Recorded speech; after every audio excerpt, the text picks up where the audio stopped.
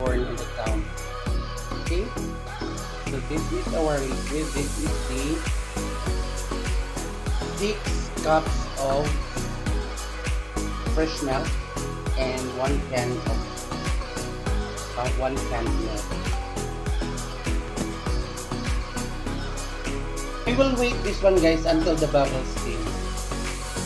That means our milk is already cooked and it's ready for, and it is ready now to mix our flour or cornstarch mixture. Okay? There you go. Ayan, there you go, guys. Kumukulo na po siya.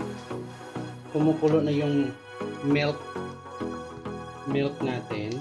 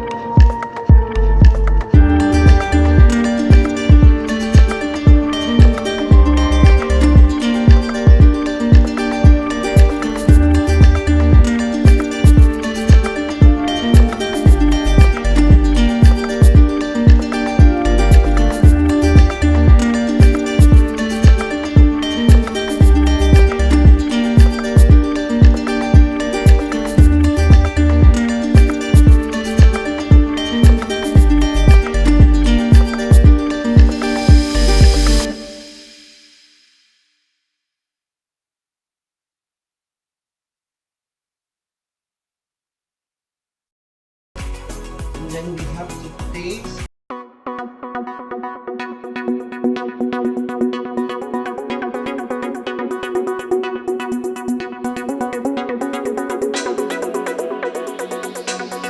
Ratio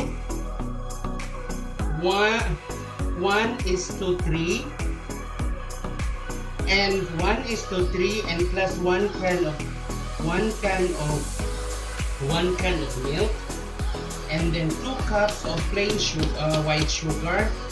Then there you go, you have your MAJA BLANCA. Okay, now guys, we will prepare the moldings. We need to prepare the moldings. Here guys, we have to pour all our ingredients here. Okay, there you go. We need to pour here for our molding, so it will be it, and we will keep this one. We will continue pouring that one, guys, like this, and we will take another one.